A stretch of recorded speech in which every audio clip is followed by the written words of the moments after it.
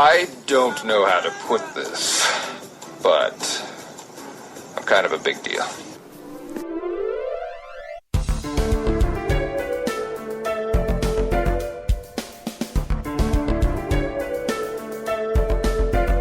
Dr. Bones, listening to Dr. Bones. And now it's time for another episode of Blogger's Corner with Britt. Britt, you're up. Go ahead. Hi, I'm Britt from eclecticpop.com, and welcome to a new episode of Blogger's Corner with Dr. Bones. How are you doing today? Very well, thank you. How about yourself? I'm doing well. So, before we get into it, work yourself which is first, and like I told you before we came on the air, that it's going to be on you this time because for some reason, and I didn't think I'd ever say this, but Lifetime is driving me nuts, and not for the reasons that people would think, not because it's strictly kind of almost like we'll call it a female network. It's because they changed something and I can't figure it out, and I haven't been able to find which of these end in like 2 weeks, so I'm just a little irritated because I'm hooking around. So I know it's on YouTube somewhere, I just haven't got a chance to look yet. So that being said, Britt, take it away. Okay, well, this is the week before, this past week they didn't have a new episode because of Labor Day, so this is the episode before that, which we kind of talked about last episode that we both missed. And what happened was Wendy, I hate to give it all away, but Wendy's ex-husband, well, kind of sort of current husband, he came back into her life, and it was revealed that he'd hurt her, and they had kind of this dangerous relationship with each other. He was a bit of a bad boy, and she was trying to quit the habit, and so he comes on to her, and she kind of faced with the dilemma of giving this really wild romance another shot or staying true to her new EMT beau, who has been so loyal and makes her so happy. So that's kind of her dilemma throughout the episode, and Freya continued to shoot dirty looks at Dash and be suspicious every time that he so much as walked funny. So, and Ingrid and Dash, they continued their pull towards each other, and Dash had a little blast from the past. Someone that, once again, Dash made angry. They're kind of out for revenge on him, and I'm trying to remember exactly what he was upset about, but my sister told me, she said, every time, they got better look out, because every time that Dash gets upset with someone, they die. Yay. Exactly. So, and then Killian, he finally, he had a video that he made for himself when he'd come out of his spell that his new wife had put him under. Right. And in the video, he said, you will love Freya, she's doing something to you, some magic. And he ended up seeing that. He confronts his wife, which is not the smartest move. And she did her magic stuff on him, and she was like, "You're not going anywhere." And he came right back under her spell. So a little moment of lucidity quickly cut short by Killian, and just the questions continue to emerge. What does this woman want? Well, a baby for one, apparently, since the last time. That is true, and I do not know what she wants the baby for. I don't know, like evil takeover. Maybe it'll be a very powerful baby, and there's like a legend about it or something. It's very possible. I mean, they did the same thing on Charmed. If you remember, initially when Phoebe got pregnant, it was like a demon child. Oh, right. So I mean, they kind of played that off, and obviously it turned sour, and she lost the baby, and ended up with, I'm not going to go into the huge story. It was a good thing the baby was gone anyway. So, but right, because it's going to be evil. That's right. So, like I said, I'm not going to go into too much detail because there's no need to. But then when Leo and Piper had their baby, when they had Wyatt was almost prophesied as the most powerful, magical being in the world. So, I mean, it could be anything like that. You never know. I mean, there's a bunch of different avenues that can go down, but that one of those two could be a possibility. That's very true. I'm excited to kind of get it all revealed. They're kind of dragging it out a little bit, and I'm very anxious to know what's going on with this woman. Yeah, well, I think it's one of those storylines that they can drag out a little bit before, but hopefully not too long because it'll start getting annoying very soon. True. I mean, it already is getting kind of irritating, but we'll have to wait and see because obviously we're not the writers and could talk and so we could do a better job, but you never know. There you go. And I think that Freya will probably... He's so fixated on Dash right now because he's getting a little closer to Ingrid, so she's in sister protection mode. And once she kind of gets that dealt with, she'll probably focus her attention on figuring out what's going on with Killian's wife. You know, I'm kind of curious because like there's supposed to be was it called the owl? Yeah. Okay, yeah. So we'll see what this owl actually wants. You know. Yeah, I'm very curious, and it's a very mysterious kind of animal. So it's really cool. That's her spirit animal.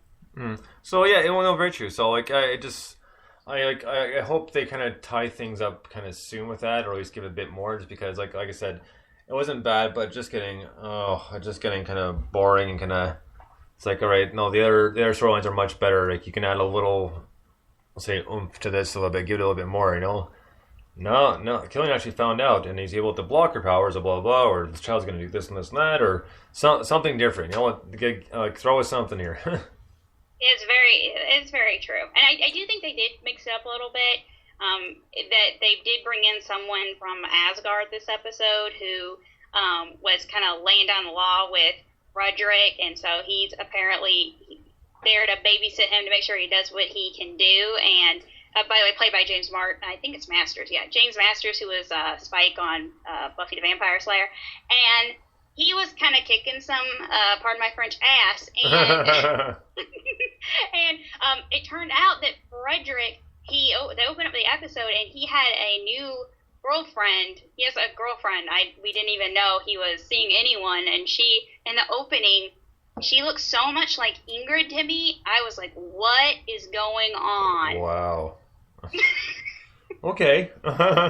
It was very crazy. I was like, no way. That they cast the actresses. They look too much alike from my life, just to kind of differentiate. But that was a little weird. Yeah, I'd say so. I wouldn't be down with that at all. I know. I was like, wow, this show's taking another turn. So, yeah. Well, yeah. Well, at least I know about that, because it's probably something you probably knows too, and go like, wait, what? Why? I know. I was like, wow, they're really going for a shocker. Someone's been watching Game of Thrones. Yeah, but we don't want that kind of shocker. No, Frederick couldn't come back from that, or Ingrid. Well, yeah, because Game of Thrones, someone random or really important dies, and then witches. Girlfriend that looks a lot like a sibling, kind of not necessarily incestuous, but it just, no. I agree. It's kind of weird. I do not know why they cast someone that looks so much like her, but she did have some fierce bangs. Oh, okay. Well, that makes it much better. That does help. Yeah. So okay, well, no, that's good. So like, I'm gonna try to get on YouTube this weekend. It's been a very busy week and a lot of stuff been going on, so I've been trying to get organized.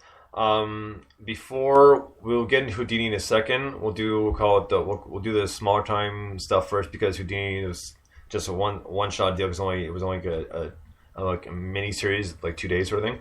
So Teen Wolf. Now this one in particular, I mean, at least finally, like, Scott comes up with the money and, like, brings it back to Derek, thank you. And like, Derek was a med, and like, and then he's like, well, I got all my bank accounts, blah blah. Like, I own the place, but the money was actually Peter's, and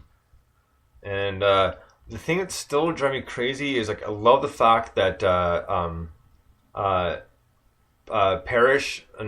Sergeant Parrish saved Argent, which was, I mean, kind of cool, but kind of far fetched, just because one of those kind of climactic scenes, is like, no, you really got to focus, blah blah, and they end up pulling through anyways. I mean, good. I mean, I'm glad Argent's not dead, but I mean, that was good, but it's like, still, what is Parrish? It's driving me nuts. Like, his eyes was almost kind of orangish yellow. So, kind of like almost like a wolf, but he's not a wolf. What is he? It's a very good question. You know, I was thinking the same thing, and I thought we were going to get maybe a little more hints as to what it could be, and the eyes, I was very confused. see, that's what I was hoping too. I mean, it's starting to drive me a little crazy because like it's one of those ones like they haven't given you enough to make it not necessarily obvious, but to kind of put the clues together because like what supernatural being can catch on fire and then completely heal himself like hours after the fact, you know, like and stuff like that. I mean, there's not. I mean. Other than, I mean, there's not too many magical beings. I mean, there are fire starters, but fire starters like create fire. They don't. If they burn it probably most likely will kill them. They're not impervious to it. Exactly. So it is very mysterious. I did hear someone speculate he was a phoenix, but I don't really know a lot about. I just know that creature rises from the ashes, but I don't know if they have any powers beyond that. Yeah, you know, and you know as much as I do about Phoenix, because that's pretty much the extent of my knowledge about a Phoenix. Yeah, so it's weird. And a lot of what I know comes from the X-Men. So I don't know. Maybe, and I don't know if anything has to do with some Egyptian mythology. I feel like Phoenix, I may be right off, something connects there, but I don't really know. They kind of touched on some different cultural mythology, so I don't know if they're going there because they kind of talked about, I think it was South America or Mexico, so they're kind of doing a little bit of that.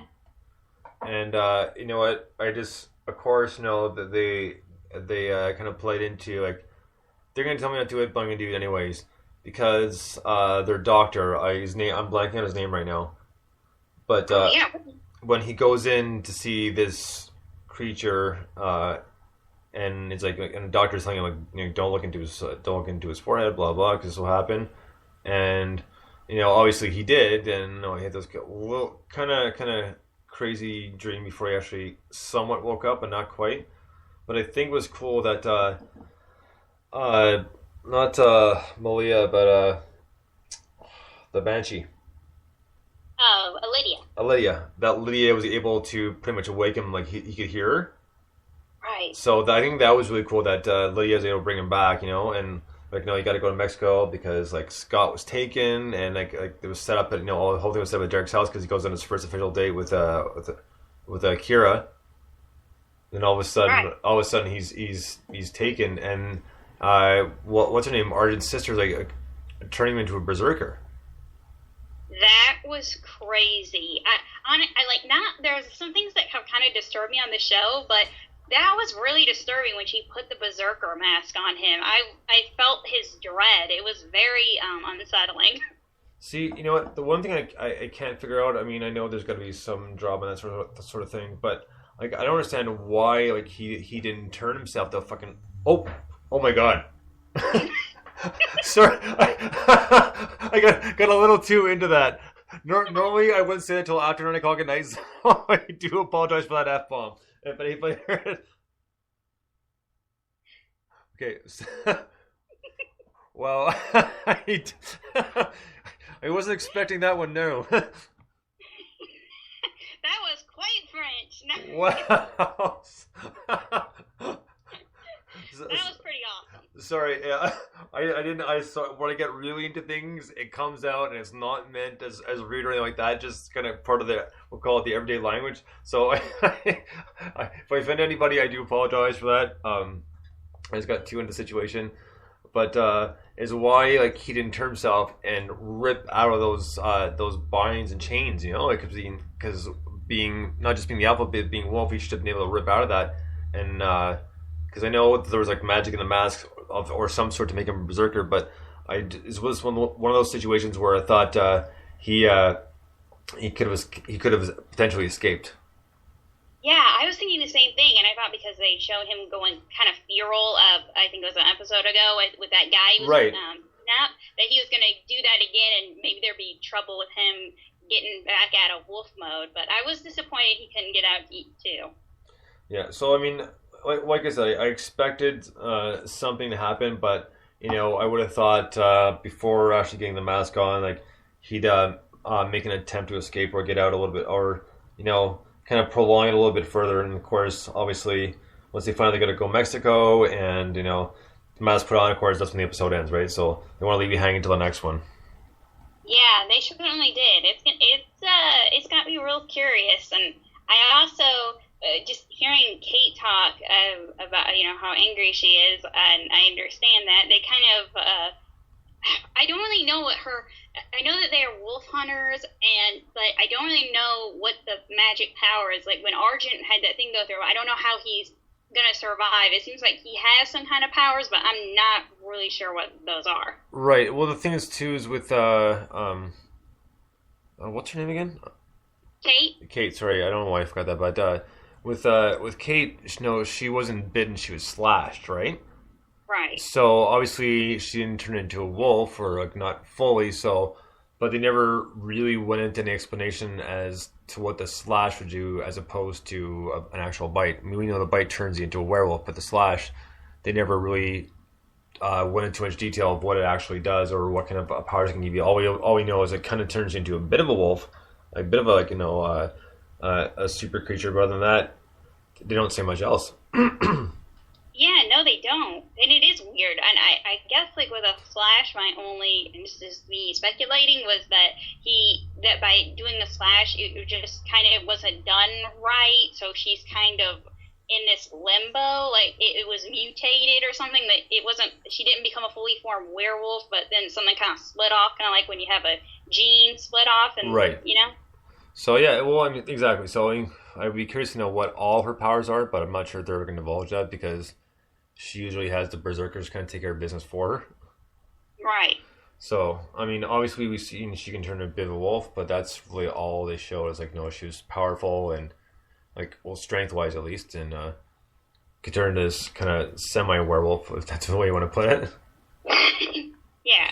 So, yeah, I'm not quite sure where it's gonna go. I mean, obviously they're gonna play with the berserker thing a little bit, but the mask is gonna come up somehow, or like we'll say like maybe Scott will get really injured, but he won't dead and realize, and then the doctor will save him or something like that.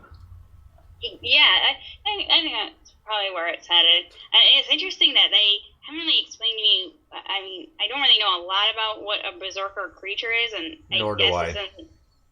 I'm sorry? I said, nor do I. Okay, well, and I was thinking to myself, wow, this is something that, when I think of berserk, I know that comes from Vikings and are people who, they get so angry that they just go berserk, and they basically have a kind of an out-of-body experience, if you will. They just get so angry, it's just like a blind rage, and they're just taking people out left and right. And with these berserkers, they need to kind of explain to me what the connection is, because they seem like they're not really angry. They just kind of stand there. I don't know.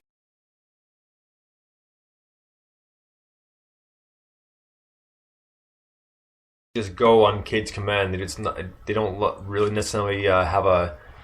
Well, it doesn't seem like they have much of a mind of their own. Yeah. So, that's something I'd be interested to see if they go into any more detail about, like, of what an actual berserker is, and I would think so, just because obviously if Scott's gonna be one, now they gotta explain it a little bit more. I would think, or I would hope. Yeah, I would hope so too. So maybe we'll finally find out when what Scott becoming one and all. So yeah, so it was all in all, it was a great episode, and I was, it was one of those things where when Scott, I guess because his mom found the money, right? Right. And they're talking about it, and then obviously he did the right thing and he took it back, but some of those times where, because obviously he's like saying, no, this stack could take care of this stack could take care of this stack could take care of this sort of thing. But obviously in the end, even though werewolf blah blah and he's the alpha, he did the morally right thing and brought the money back. And just one of those things when watching it, I was like, you try to think of yourself in that situation. Let's say you found that kind of money and it was dirty money, because obviously this actually was, because he actually saw the blood on the money, so blood money, quote unquote. And it's just one of those things, like, try to put yourself in that situation. I know it's a TV show and it's fictional, the whole thing, but, like, what would you do in that situation? If you had, like millions of dollars, like, pretty much right at your disposal. I mean, like, right there. But it wasn't, it's one of those things, you found it or you stole like Scott did. Right. It's one of those things, like, You know, do you do the right thing and hand the money back in, or do you actually keep it, or like what do you do? It's like oh, like maybe you'll spend a little, oh, maybe you'll spend a little more, you know, and you'll end up like Dumb and Dumber with a whole bunch of IOUs.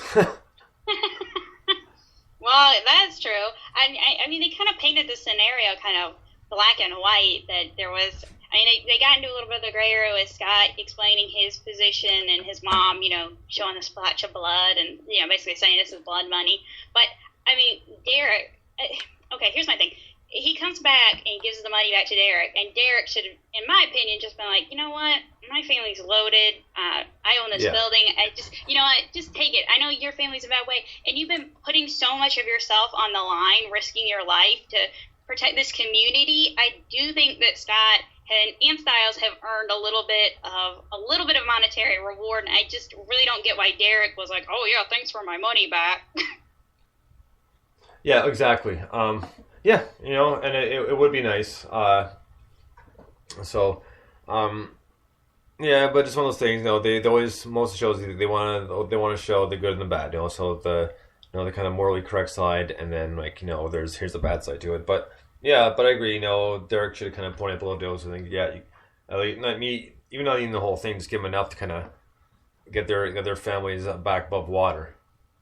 Exactly. And it would have been a way to say, you know what, you did the right thing, you did the moral thing, and now you're going to kind of get rewarded. You're going to get rewarded for it. You came here not thinking you were going to get anything out of it, but it would be a way to kind of give back a little bit.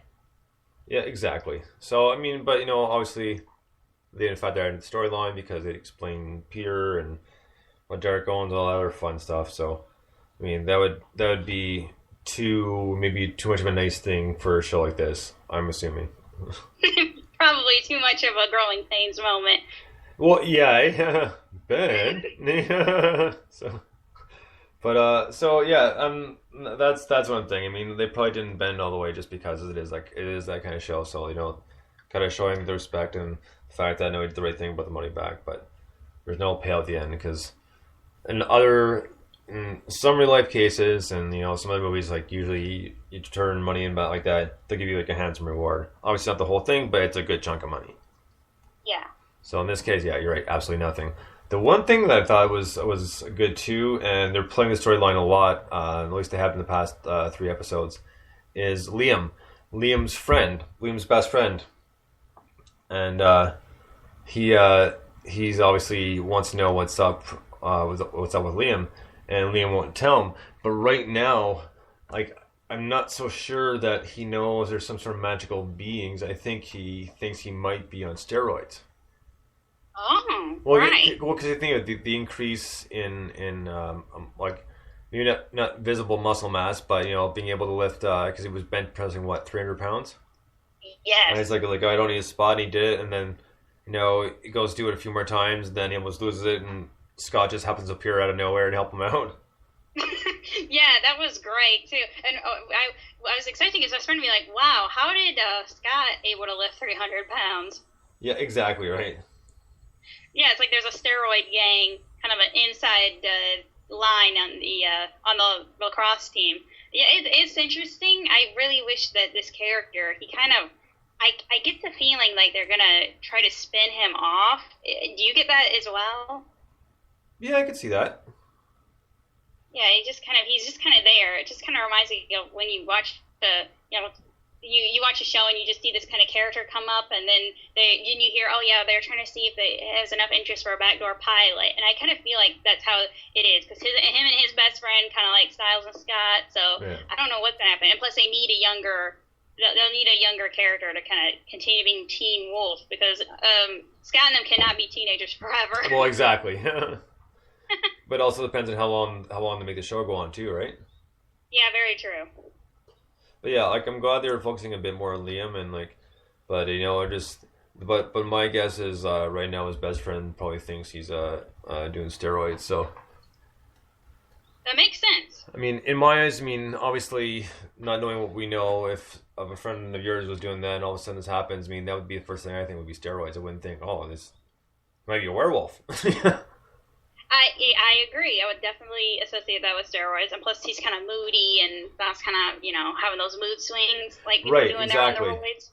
Exactly. So there's a lot of things involved in that. So like I mean, like I was happy to see they focus a little bit more on it, but you know, you can only drag it again. This is another one of the stories. You can go for like, if you feel a bit longer, but you can't drag it out too long. He's like his friend has to find out one way or the other. Exactly. So once it does, things get more interesting, you know, because you know it'd be like his sidekick sort of thing, you know, like Scott's got Styles and Liam will have his best friend. I'm blanking on his name right now, but I would think it'd be the same sort of thing. Yeah, I agree. So, just a few more things, and we'll get into Houdini and your blogs. Like most people, they know I've seen a preview for obviously The Flash is going to be on this fall, and we know who The Flash is, and the commercial for it though. At least the commercial that I've seen is much time. They show Arrow with 3 arrows and they show Flash. And one side is like, "Oh, bring it on!" It's like, okay, well, I know the Flash came out of Arrow, but a little too cheese. It's almost annoying. Yeah, I kind of want an official trailer. It seems like to continue to be these teaser trailers. I don't know if it doesn't seem like there's one that just kind of shows off the show, you know? Right, exactly. So yeah, that was one of the things that I noticed. And the other thing, I don't know, probably 8 o'clock last night, and I didn't realize it because it's just one of those things. I'm surprised, but I'm not surprised it wasn't on Facebook or Twitter, just because, you know, she, being Joan Rivers, passed away yesterday. And Joan Rivers is obviously a bit of an older generation. I mean, I know some people who watch like E-Red Carpet know what she did with her daughter Melissa. And I was looking, and I, like a lot of people, have the Chive app on my phone. And I was looking at the pictures. They call it daily afternoon randomness. And I was going through, and the third picture in it says Joan Rivers, 1933, 2014. And it's like, I'm not going to say this time because obviously I didn't realize it. I'm going to catch myself this time. But the first words out of my mouth were, "Holy F, she's dead?" Like, you know? Oh. So, like, I was a shock. It's like, really? Like, so, and, you know, I Googled the name right away to pull it up just to make sure no, it was actually legit. It wasn't just a thing. And sure enough, yeah, because apparently she had an operation the week before, and then she went into cardiac arrest, and that's pretty much how she died, because she was unconscious for pretty much the entire week, and then went to a cardiac arrest and unfortunately passed away. And I was in shock. I was like, holy crap. I was like, I can't believe it. Like, this sucks. I mean, Joan Rivers' stand-up was actually really funny. Yeah. And I mean, I didn't watch all the stuff she did, because a lot of it was more kind of geared toward let's say a female viewership. So, which is fine, and obviously it's no big deal. But the first time I saw her, and I remember from was she did the voice of Dot on Spaceballs. Oh. Spaceballs, a movie. I mean, I know it's dating myself, and it's one of those classic Mel Brooks movies. But she played Dot, so Dot was like Princess Vespa's like I guess kind of caretaker sort of thing. Yeah. You know, like in the old days, they had like the princess or queen to be it was like not necessarily a maid, but kind of like a grown nanny. Pardon? Handmaiden or lady in waiting. Sure. Okay. You if you know what, that's fine. I'll go with that. But and she did the same thing, but really funny character, right? And the same kind of crass and a good comedy. I mean, there's a whole bunch of scenes, and I was looking, and they didn't really have too many narrowed down, because every time I typed the search in, it would pull up the trailer, and there only had a few parts from the trailer with her in it. So not long enough to put a string together, but I'm gonna try to find one and maybe put a string together myself. But there's a lot of funny moments like in that movie, where they're all walking in this huge like underground temple. They look up, and there's a picture of their version of instead of Yoda, it's yogurt, right? Oh, right. So they're like, oh, where are we? And she's like, well, it certainly ain't Temple Beth Israel, you know, just like little cracks like that. And they're in the desert, and it's funny because she's a robot, right? So pretty much her it's like a digital bar. So and it says sleep mode. and Right. the princess and Lone Star are getting closer. They're just about to kiss, and then the Civil War starts going off. They're like, what the hell is that? And she goes, that's my Virgil word. Said to go out before you do. Yeah. So, and like a lot of stuff, just a lot of like one-liners and that sort of thing like that. So she was the voice of thought in that movie, and it was really funny.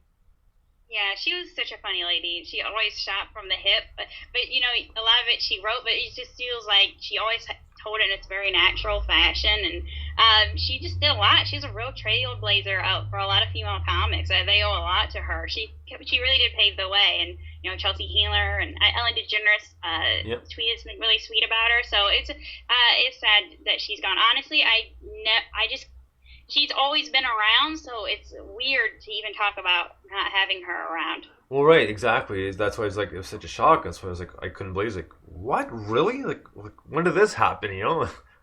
Because yeah, I was more or less in shock because you know, like I said, it wasn't really on Facebook at all, and nor was it on Twitter. So I mean, like, I know like not everybody knew her, but she was still a big time comedian / actress. So I'm surprised that nobody kind of posted it or retweeted whatever a lot sooner in the day. Because I mean, like I said, this was like 8, 9 o'clock at night when I found out, and she'd passed away. I think like the beginning of the morning. That is weird. And And that's I don't know. and that was LA time, so and they're in the West Coast, so they're 3 hours behind too, right? So, well, I Yeah, that guess, is really strange. well, you know, I guess that would make sense then, but still, it would still be earlier. I mean, because if it happened like first thing in the morning, it'd be like 9 o'clock our time. So yeah, Yeah, that could explain it. yeah. But at the same time, too, like I said, I didn't figure it out till like 8 o'clock at night, so that would have been 5 in the afternoon. That's true. I found out about, I think it was like 5 or so. I don't know. It kind of, as I have the E app, so I'm always like on there seeing if something happened. And then I saw the news because she was working for the network on that show Fashion Police, and she had just been on there last week doing the you know, recap of the Emmys and the VMAs, and it's just it just 1 week you're here and then she's not. It's very shocking. Yeah, I was so just like we were all a little bit shocked. So it was a bit of a surprise, and it sucks. So you know, I mean, she was great. So it sucks to see another one go down. I mean, I know like a lot of them getting to that age, so you kind of expect it, but still, you know, it's still like kind of shocked when it happens, unless you know it's been known they've been sick for a while or what have you. Right. But on a brighter note, here's something. You know, there's a lot of times you hear a term that like you haven't heard before, and I mean, it's one of those things that you know it's not a big deal if you haven't. No one's gonna kind of get on you about it. But let me ask you a question, and then I'll give you a little bit of background on this. Do you know what a lot lizard is? No. Okay. I don't think so. Well, part of my job at the airport is passenger screening, and we do private flights too. And one of the private flights is just pretty much workers going to work in the oil fields, that sort of thing. And got to go through all the bags, and you know sometimes you find funny weird stuff, and sometimes like you find well, what most guys should have if they're going to pick up at the bar. We'll put it that way. Still there? Yeah, I'm here. Okay, so yeah, so pretty much the person in question had a lot of comments back, no big deal. And one of the people I was working with after said, well, they're pretty much up in the middle of nowhere. Like, you know, why do they need that? It's like, I was like, I couldn't believe I was being asked this question, but I was like, it's one of those things. Like, do I really need to explain to you what happens? You know? But the person meant the area they were in. I said, well, they don't necessarily have to leave because they have lot lizards. And she looks at me questioning, like, well, what's a lot lizard? What a lot lizard is a truck stop hooker. Oh. They call them lot lizards for a good reason. Because I see. most of the time they're pretty grody. So, and that's what I was telling this person. They're like, oh, okay, well, I never heard that. And some people have, some people haven't, and no big deal. You know, so we started asking some people if they knew what it meant, and some people said, well, yeah, like I heard it here before, or this person told me, or one person said, you know what, I heard on CSI. So, I mean, so it's one of those things. Like, it's not a big deal if you know what the term means. It's like I said, it's no biggie. But it was funny because the person that asked me, I mean, very very nice, like total sweetheart, and sometimes she the blonde is really suits her. I'll put it that way. So the blonde gene kicks in once in a while. I mean, like I said, she is very smart, but sometimes that blonde gene kicks in, and it's just like, oh my god, and she doesn't realize till after she kind of sets herself up for things. It's nothing like really bad, but so this is the person that asked, and I was explaining it to her, and so later that day, I was in the backyard doing some stuff, and I get a text because she'd asked me to, because her husband was retiring from pretty much, instead of state police, provincial police. Okay, so starting from the provincial police, so she had to go up and pick up some stuff for his party, and she's like, well, I need to go to this place for rental, and she's going to get, instead of, say pigeons, instead of flamingos, she got penguins. And so she's like, well, I need to go to Costco too, but, I'm in that area, so I might as well go to Costco out there instead of the one, by my house. And I was like, all right, well, that's all you gotta do is gotta go back down the same road you went up and hang a right at this street. And it's like, it's not even 10 minutes up on your left-hand side. She's like, okay, that's easy enough. And then the end of the day comes, so I asked her again. I said, well, so which way do you turn in one line? Left. No, it's a right, but right. I said, you know what? You should get an iPhone just for the purpose of having Siri, because you're a little directionally impaired, I totally feel her pain. I have a really hard time remembering right from left, and I think that's because I'm naturally left-handed, and then I trained myself to be right-handed. Okay. And for that reason, like my dominant thought is always the left, and so when someone says you got to go right, I always translate that the other way, and it's very weird. And when I was blonde, I used to be blonde, and people would say something and they'd be like, "You're not very smart, are you? Because you're blonde." And I'm like, "Well, I'm actually fake blonde, but okay." That's my excuse. Yes. So later on that night, the afternoon, she texts me and she's like, "No, I got home okay. I found the place." Like, okay, good. At least didn't get lost. I mean, if need be, she obviously could have called one of her sons, stuff like that, and that sort of thing. So and she asks us in the text. She says, "Goes, what was it again? What was that thing? Something lizard?" And I see her start laughing right away. So I said back, I said, "It's a lot lizard." And then 2 minutes later, I get a text back. She's like, "My boys knew what it was. Hallelujah!" I just started dying laughing. Like, I mean, if you know this person, you can't help but laugh. Like I said, she's such a sweetheart. But every once in a while, that blonde gene kicks in. There you go. Yeah, I knew the feeling. So yeah, it was we'll call it the sort of a funny story for the week. But now let's get into Houdini, because we gotta squeeze this in along your blog. So Houdini, I only watched the first part. Like we talked off air, I don't know too much about Houdini's background because I've never really watched anything in length on him, or really did any research, so I'm pretty much going on what people told me, what I've seen bits and pieces on some shows, that sort of thing. And the first part, it wasn't too bad. I mean, it was. I kind of got into it, but I wasn't completely invested in it, so. I was kind of left it on someone's background. I was kind of in around the same room, so I could still hear what was going on. And every once in a while, I'd look over and kind of see the important parts where, his wife books him at a brothel by accident, and there's a couple of girls like, "Oh, I'm a police officer. Try to get out of these," and he ends up doing it. And of course, first, the panic sets in because it's not his cuffs, and the key he has apparently fits it. So, good for him. And the thing that got me, like later on, once they kind of showing what he's doing, kind of top himself. So, he did the shackles in the glass tank of water, and then he ends up in Russia and he's performing at the palace. But the thing that gets me is when he was approached and asked if he could be an operative for the Secret Service to report back to them about any possible things you could find in the war, because he's native to Russia. Right. And I thought that was more of just kind of like entertainment value because like I can't see that happening. It seems so far fetched.